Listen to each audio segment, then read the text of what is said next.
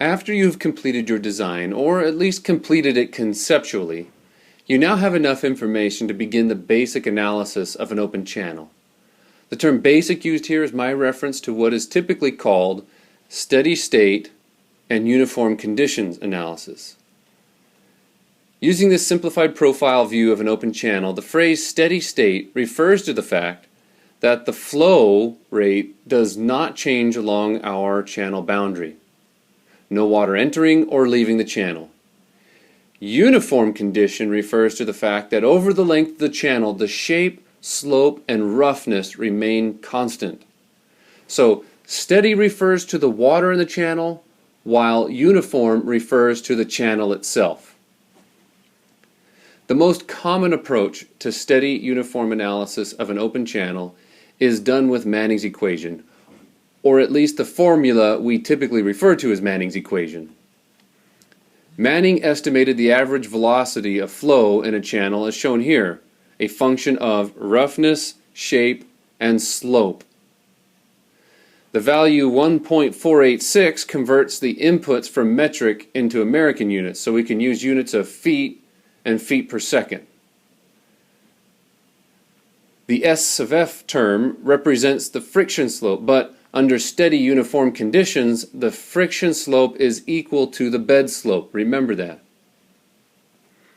Using continuity, we can substitute the flow rate Q into Manning's equation. This is helpful to us because when we are presented with the challenge of creating a new sewer collection or diversion channel, we typically only begin with the design flow rate Q. As you may recall, the hydraulic radius is calculated as the flow area divided by the wetted perimeter. Using the trapezoidal channel as a general case, the flow area and wetted perimeter can be defined as a function of the flow depth y, the base width b, and the side slopes represented by the letter z. When working with rectangular channels, the z term is 0, while for the triangular channels, the b term is 0. When you're starting a new analysis project, you're typically given, or you have calculated previously, the flow rate Q. For a given Q, you must conceptually design the channel, which means you must pick the shape, slope, and material of the channel as covered in the previous video. Given these inputs, the channel is analyzed to determine the normal depth y sub n, the velocity v, and the velocity v. Remember, the normal depth is the depth of flow that the channel will have if the flow is steady and the channel is uniform. To analyze the channel, you must first guess a value for the normal depth. Next, calculate the flow area, the wetted perimeter, hydraulic radius, so that you can then calculate the flow rate Q.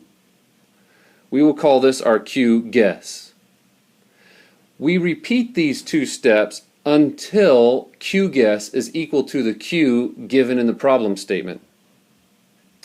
This may seem tedious, but there's no way to solve Manning's equation directly for the normal depth. Therefore, we must approach this situation iteratively. Other alternatives include using proprietary software or programming your own solution into Excel or some other language. Once the normal depth is determined, you can now calculate the velocity in the channel to make sure that it does not exceed the maximum permissible velocity for your chosen material. And finally, the freeboard can be determined. The freeboard is an air gap above the water surface of the channel that acts as a safety buffer in the analysis against any errors made in the computations or realities in the field. What this means is that the depth of the channel cannot simply be the normal depth. The depth of the channel must be at a minimum the normal depth plus the freeboard. There is no standard criterion for freeboard. Many agencies provide a formula which relates the freeboard to the energy in the channel. Other agencies simply state the freeboard is 1 foot or 18 inches. Therefore, when applying the Freeboard to a channel analysis, you need to determine the agency's specific criteria for Freeboard.